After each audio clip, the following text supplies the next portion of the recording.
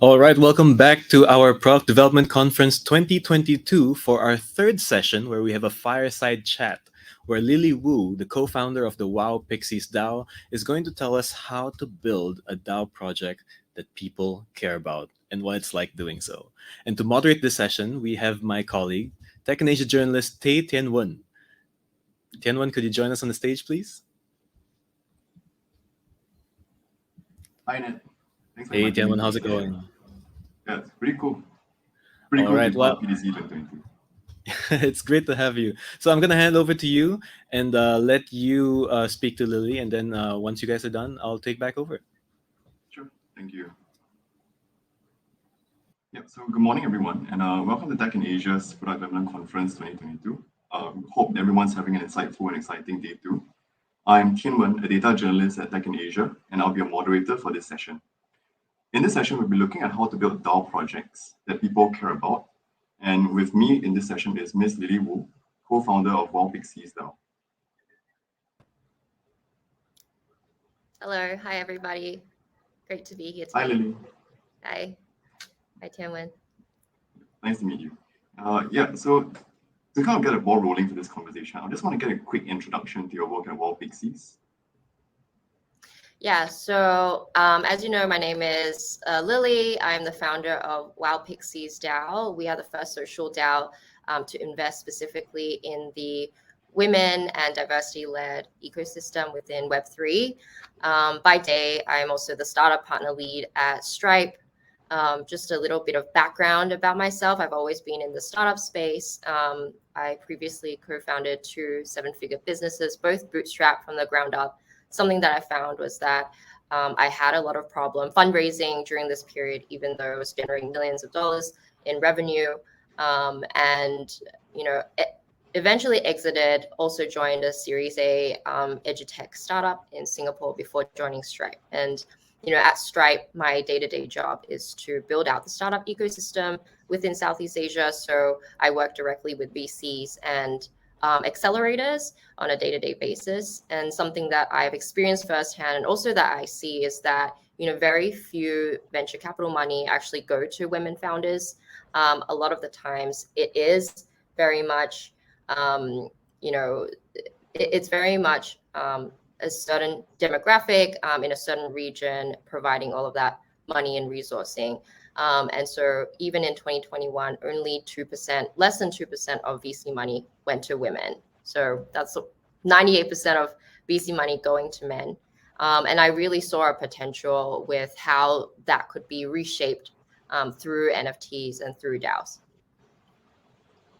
Got it. Impressive. But coming back specifically to Wow Pixies and your work with Wow Pixies, I understand that it's a woman empowerment project. Why do you choose to do so via a DAO format? Like, what is sort of the key factor here? Yeah, I think there's 2 factors. The first thing is that I really saw the potential of what NFTs could be as a different business model. It's because, unlike VC money, you have, what I said, a certain demographic controlling all the power and money of where the money goes to. And so you need to be a sophisticated investor in order to, invest into startups. But with NFTs, it really comes with a model of that you can be a consumer and you can put money where you value and basically crowdfund this money to support the causes that you believe in. And so with Wow Pixies, what we really wanted to do was that we wanted to support women founders who are in this space, because firstly, we believe they were undervalued. But secondly, I really saw that they were able to be resilient through the ups and downs of the kind of NFT cycles and the NFT markets to really build things that they believe in. And so we raised over 1.5 million USD through NFTs as a crowdfunding kind of mechanism to help support these women founders. And then in order to vote on which kind of projects that we support, we formed a DAO where the NFTs as a token specifically is also represented as a governance token. So if you buy 10 pixies, you get 10 votes. If you buy 100 pixies, you get 100 votes. But in that way, then we kind of merged the concept of NFTs as a ongoing revenue stream, because once it resells, the DAO itself, the DAO fund, still gets ongoing royalties, but it also is a way to use as a voting mechanism. So we form the DAO by giving power back to our community members. Got it. So there are a lot of specifics in there, lots of mechanics, sort of making the DAO work as it's supposed to be. But before we jump into the specifics of how DAOs function, I want to touch on the use cases of DAOs as well. And I think you mentioned a couple in the brief introduction earlier. I understand that WoW Pixies is one out of more than 900,000 DAOs in existence today. And some observers have suggested that the surge in the number of DAOs worldwide is due to an increasingly diverse array of use cases for them. So in what way is a DAO superior as an advocacy community compared to other sort of organizational structures? Yeah, I think, so what a DAO is, it is a decentralized autonomous organization, right? And typically an organization is kind of centralized, where you have people making decisions at the top, and that kind of goes. And every company basically in existence is basically kind of like a centralized organization. You have the C-suite, they make decisions, it gets passed down. The consumers are basically just consumers. But with DAOs, it really gives ownership back to your community members to feel like they have this kind of agency and accountability to the decisions and the direction that this particular project goes towards.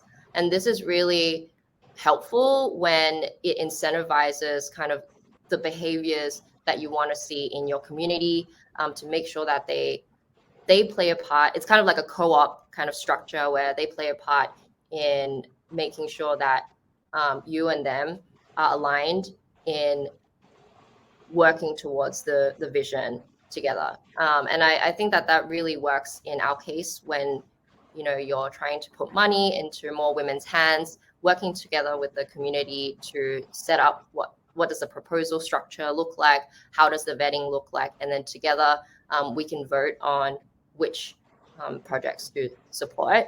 And, you know, even if I want A to happen, but B is what the community votes on, then B is the direction that they go. So it really gives them a sense of power to have this kind of voting right. Awesome. And this idea of community collaborating remotely in the virtual space, it's something that a lot of observers have mentioned as a sort of future of work, like DAOs being the future of work. But beyond this remote collaboration between lots of people scattered geographically, right? How else can a DAO be the future of work? Yeah, I think something that we're seeing now is that, you know, the beautiful thing with a decentralized community and, you know, working together, for example, within WoW Pixies, we set up workstations where we have, like a normal organization, we have different kind of departments. We have marketing, we have art and design, we have tech, we have a legal think tank, basically. And this is a lot of the times it's self-organized, but you as a founder really is there to build frameworks and structure around how it would work so that it's not total chaos. But also it is what I found a great way for people to hire, because, you know, with these kind of environments, you're not judging somebody by what their resume looks like or how good they are pitching themselves. It's really about just purely the execution, purely how they work, how they communicate. And, you know, that is a really great way for companies within Web3 to also hire promising people within DAOs.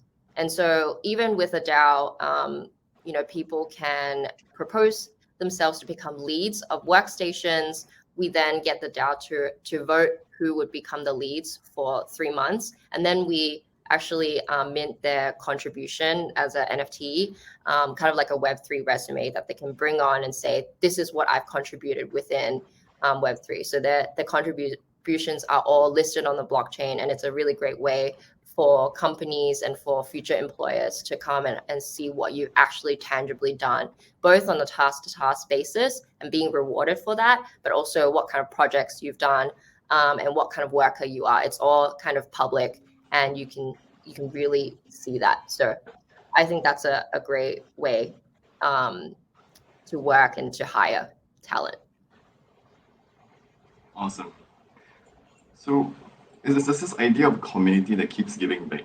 The DAO being a community of talents that keeps giving people more opportunities to be engaged in this space.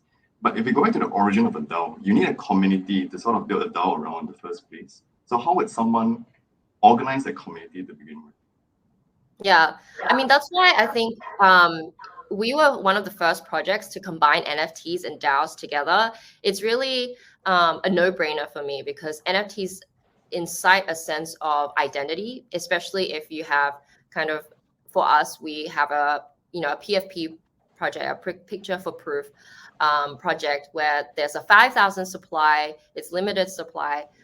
It's a way for people to feel like they are part of a vision, a part of a mission, and then we self-organize kind of as a DAO. But that way, people feel like they're really part of a bigger cause. That's kind of why we combined those two things together. It incites a sense of community. And then afterwards, it's more around how do you structure it so that you actively give power and decision making to your holders. And that's kind of done through different tools, but also how you structure. And every DAO is obviously different in how they structure things.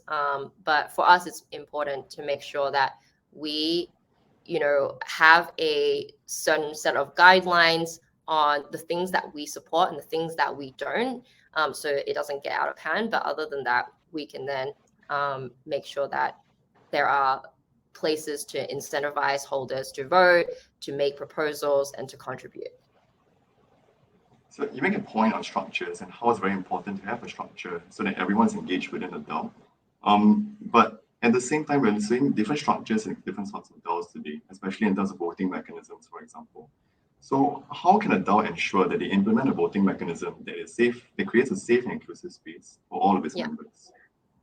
Yeah, I mean, there's so many different ways that you can vote. And obviously, I'm just going to talk from my own experience. I know a lot of protocol DAOs, they vote for someone to vote on their behalf, for example.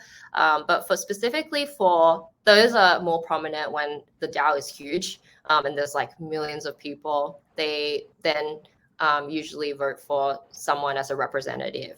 But in terms of our DAO, what we kind of do is that we have a mix of two types of voting.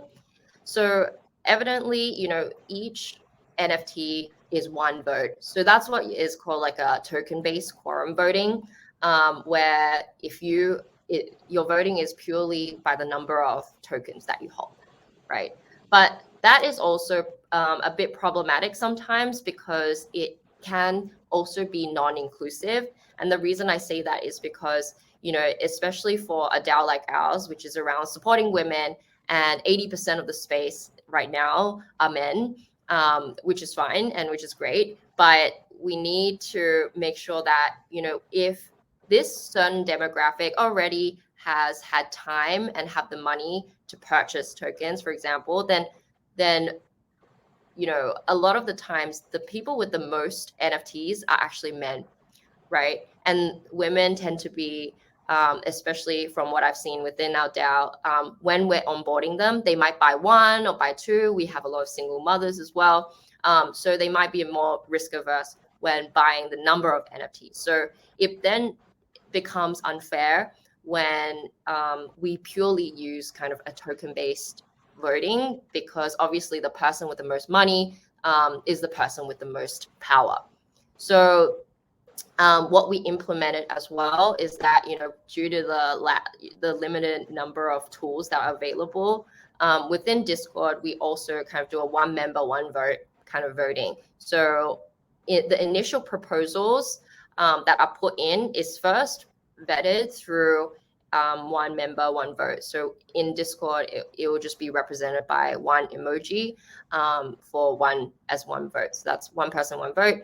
And then it's then bedded down through a curator club, which is a specific pixie, which is a NFT with rainbow purple hair. And there's only 10 of them, and they help already narrow down what's being proposed by the majority into a smaller subset number. And then finally, with the final proposals that are voted on, we then do token-based voting, which is one NFT, one vote.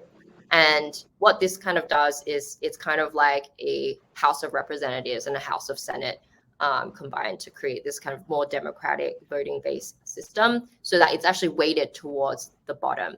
The votes are weighted towards people with less NFTs, but people with more NFTs still feel like they have that voting incentive as well. So that's kind of how we've run it. I see. It sounds like a very complicated process with multiple stages, a lot of verification here and there. How do you make it clear? How do you make it clear to members that, okay, this is what we're going to do, this is how we're going to play this whole thing out, and this is how we're going to reach a decision at the end of the day? Yeah, I think it's not as complicated as it is, but it's within a channel, we split it into different stages. And we're very clear, like if this is the decision we're going to make, first of all, everybody can put in proposals. And so that's step one. It gets narrowed down, which most people won't be able to see that process because it's within a curator group. But then everybody can then use snapshot and vote. So it's just a 3 kind of step process. And we try to make it as clear and simple as possible. We don't have to exactly always write out the rationale every single time, but we have it in our white paper on how it's decided that this process is going to happen. And once it's within the channels, it's just written out step 1, step 2, step 3, and then everybody goes and votes. Yeah. Got it. So I hear this a lot in the DAO community, like how all you need is a white paper and you can get a DAO running already. At the same time, DAOs kind of operate in a legally gray area as well. And how important is it to sort of get some sort of legal assurance for members or for even the founders of DAOs themselves? Yeah, I think getting legal advice is super important. It's the first thing we did was to hire a lawyer, because not only are we dealing with like the NFT kind of asset class, but we also are dealing with this new DAO structure, and obviously it's so new that it really depends on where you're setting up. And so for us, we set up in Singapore, but our co-founders, for example, one is in US, one is in Canada, one is in Singapore. We're like, where do we set this up? So obviously we look for ones that are with the most flexibility. But I think a lot of DAOs, for example, a really common one, they set up as a foundation, as a foundation, and the foundation owns the DAO. And this is because the foundation doesn't have any owners. And so the foundation will then appoint kind of like a governor to be the holder over the DAO. And so any of the proposals and frameworks will sit kind of under that.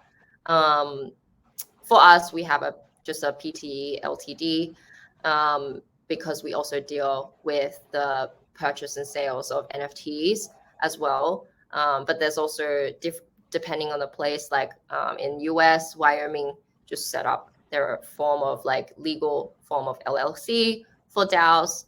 Some people do it as a charity, etc. So it really depends what your DAO is doing.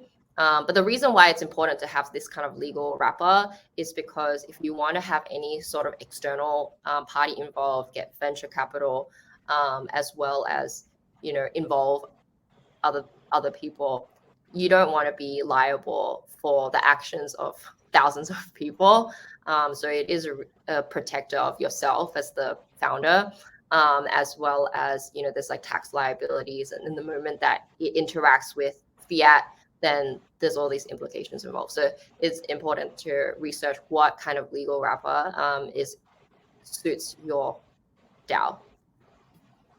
Got it. You make a very good point on DAOs not wanting to be liable for the actions of thousands of people within the DAO. And this brings me to a point on how certain DAOs would like to KYC potential members as well, versus the appeal of DAOs because of the anonymity. How do a DAO find balance between these two?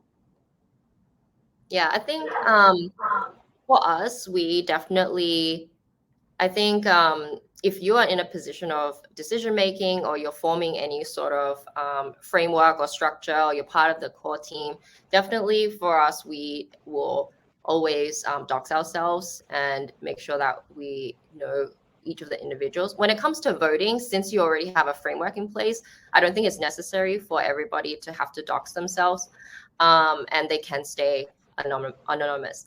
However, for things that actually impact on the direction of where the DAO is going, for example, our workstation leads, they deliberately will help, whether it's the marketing, it's the writing, it's the kind of, legal, like they interact with other corporations. Those people will have to kind of dox themselves. And I've seen that with DAOs. If you're a representative, you usually would have a background and everyone would know exactly who you are and they would vote for you to represent them. So I think it depends on the level of power and decision making and building the structure that you have, and the less you're involved with actually building the structure or building the DAOs and infrastructure, then the less like you have to actually reveal yourself. Does that make sense? Got it. So those are the steps for laying the groundwork to building a DAO. And then what comes next is sort of growing and sustaining that DAO. And one problem I kind of foresee is when your first-time members stepping into the DAO, they may find it difficult to voice their opinions or integrate with the community. How might a DAO sort of ease that process for them? Yeah, I think that's a really good point, because there are lots of different people who join DAOs, and it really depends on what kind of commitment that they make within these. And I think honestly, I feel like this whole space needs better tooling and more inclusive kind of, because realistically, if you have a community on Discord, a lot of people find that extremely overwhelming, and not a lot of people want to spend a whole lot of time on Discord. So you kind of have split into people who want to be actively involved. You can obviously have better onboarding process of educating people how to use these tools, what kind of commitment they want to make. So for those people, they're more active. But some people, you just need to make sure that they are active in voting, and the decision making component. And some people are happy just doing that, and others are just happy watching, learning, lurking a lot and seeing what's happening. So I think it is a step-by-step process of like, what is the easiest way to get them involved first in the voting process, in the minimum action that they need to take, rewarding them for that, and then feeling like they can submit proposals anonymously, so they don't feel like they're getting judged, or and then slowly, if they want to propose things in a public channel, and then starting to contribute and work and being rewarded with ETH or with whatever tokens that you have for your contributions. So I think the thing about DAOs is that if you have the right incentives in place, then it does reward behaviors, which allows people to speak up more. Got it. So we talked about the right incentives for bringing people on board DAOs. And what about the right tailwinds as well? So to sort of close off this conversation, I'll also touch on some of the trends that are shaping the DAO space today and how you see them playing out in the future as well. Yeah, I think there's kind of different types of DAOs. For us, we're a social DAO, but there's a lot of different types of DAOs, and they're all structured very differently. I see a big trend towards philanthropy DAOs, and I think that that's really a great way to, because typically if you are a charity, you have to continuously get people to donate to you. It's a very manual process. But I think with philanthropy DAOs, you can really capture the people who are interested in your cause, to band people together, to be rewarded through that, and create a more sustainable way of having your DAO move forward. Especially if it's paired with NFTs as well, then it becomes a sustainable kind of income source as well. There are venture DAOs where people invest in things, but that's obviously comes with a lot more legal requirements on whether or not these venture DAOs are accredited investors.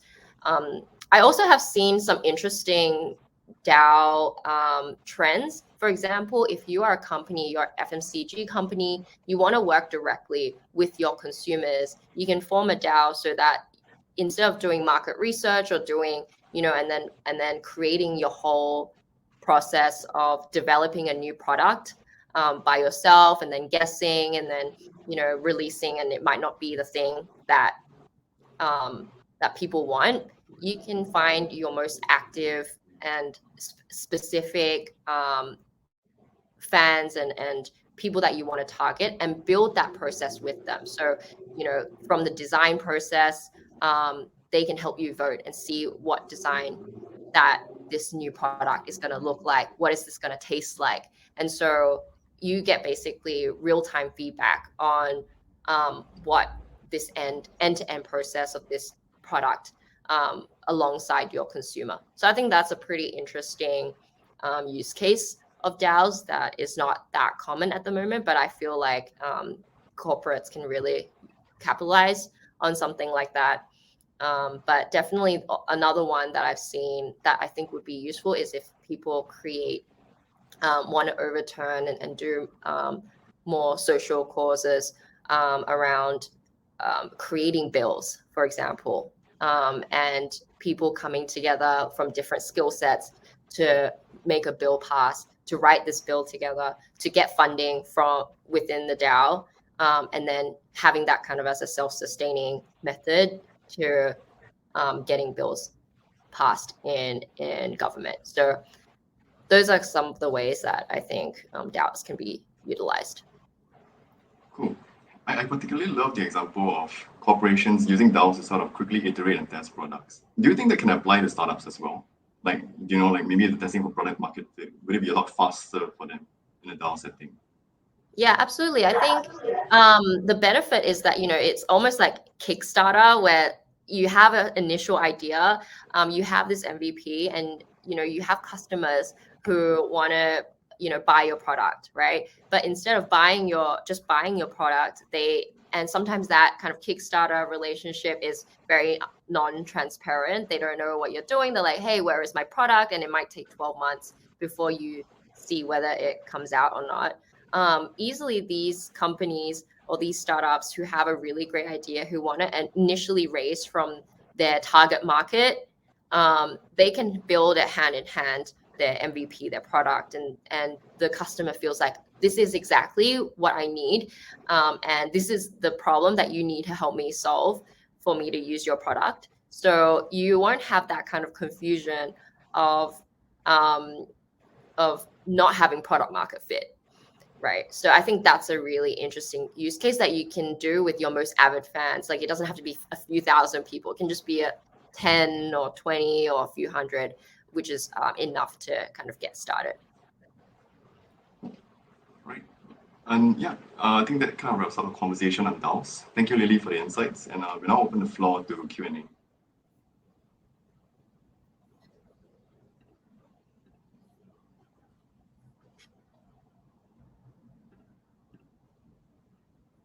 So we have a question from the audience to Lily. So how do you ensure continuous revenue in More Pixies DAO? Is NFT sales the only revenue stream? Yeah, so it really depends on what you plan to build with your DAO. And so with us, we chose NFTs because it's not only the primary sales, but you get ongoing royalties. The other thing that we did was that we bought a NFT, which is the World of Women royalty NFT. And this is basically where World of Women, for context, is the largest women project in the NFT space. So they have a lot of transaction volume. One of the first things we did with the DAO money that was passed through was to buy a royalty NFT. And this is basically 19 NFTs out of the 10,000 collection that splits 2% of their monthly royalties. So every single month we get 10 to 20 ETH, which is around $40,000 to $80,000 every single month. And so we bought it for 135 ETH. Each month it gives us 20 ETH. Within 6 months, it would have paid back the entire NFT and still given us another 6 months of pure profit. And then we sell that NFT, can sell that NFT later. But that gives us basically 12 months runway with just this one purchase alone. And then ongoing, we're starting a new collection called Pixie's World, which is a DAO created collection, which is a 10,000 supply, but it's to be able to bring IP to our holders, since we are a derivative of World of Women for this particular DAO. That's another way to fundraise in the next collection. But we have things like merch, as well as we're building out a course, kind of accelerator program for helping corporate women and also executive women transition into advisory roles within Web3.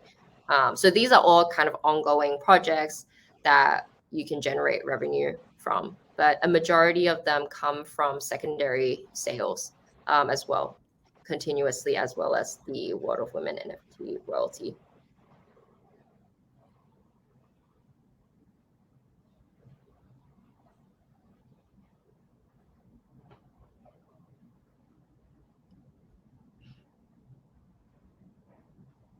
Another question. Hello, Lily. Thanks for your presentation. What do you recommend for people that are new to the space and want to get involved? Yeah, I think honestly, Web3 is such a big space. Personally, for me, I only got interested into Web3 because of NFTs, and because of NFTs, because I'm a very visual person.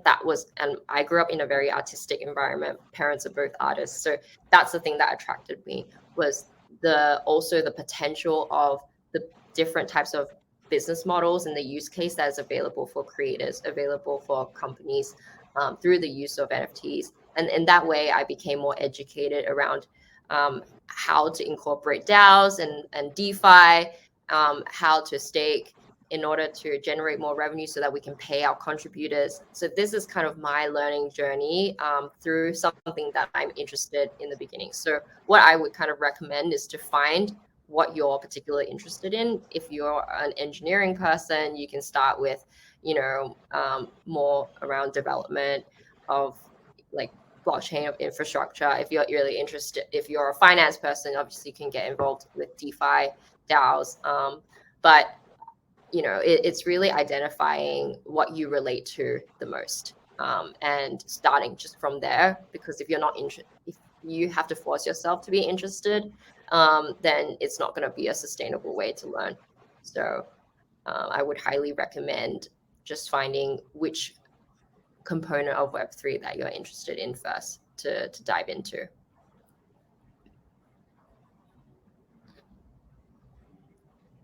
Another question. How can DAOs continually engage members and ensure that individual incentives remain aligned with overall DAO interests? Yeah, I think the thing is that regardless, even if your individual incentive is to flip, for example, for NFTs, if your individual interest is to flip and to sell and buy and sell and to trade, it still benefits the overall project, because every time you trade, we make money from your transaction sales. But most importantly, I think with DAOs, it's important to set up the right structure. That's really what organizes the vision, the mission of the organization, and to make sure to reward the right behaviors with incentives. For example, if you want people to build more and to contribute more, then you can reward them with those specific behaviors that reward people who help you build things. And so I think with DAOs, a lot of the times they have bounties. For example, I need this task done.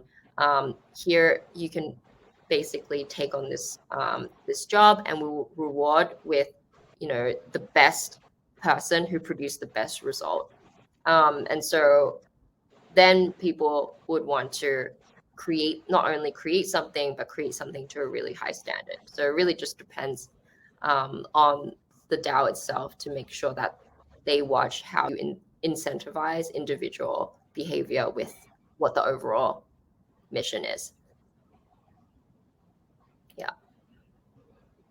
And one more thing to add is even when we set up proposals for people to propose for example, what projects that we invest in, we have certain criteria that they have to hit in order to propose in the first place. So if they have, said something like, I propose Bored Ape to buy up Bored Ape, it doesn't fit our criteria, so that wouldn't even be eligible in the first place. Yeah, so I want to put that out there. All right, next question would be where and how do you find the right people for a DAO community?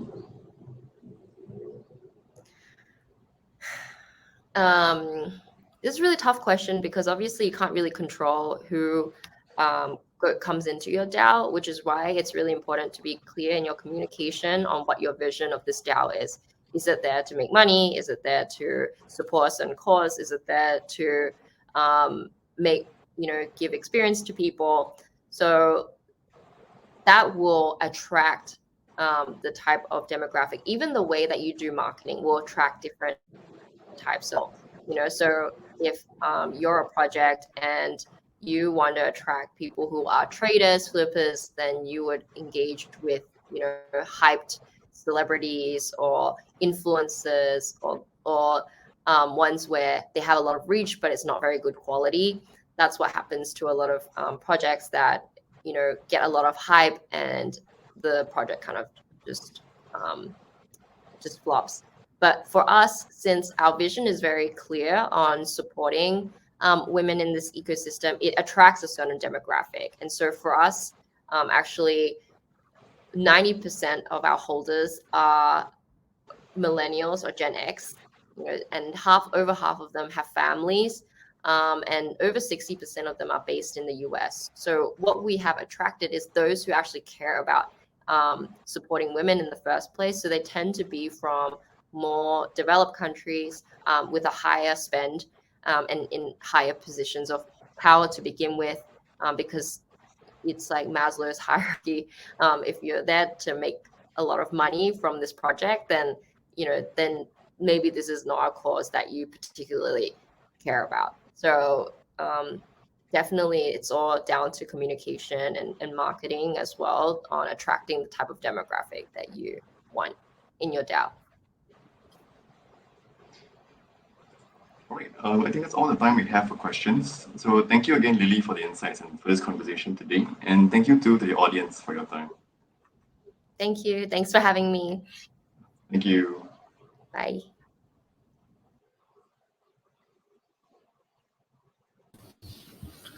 All right, Tianwen, thank you so much for handling that session. And thanks also to Lily from Wow Pixies DAO for sharing her knowledge and her experience with us.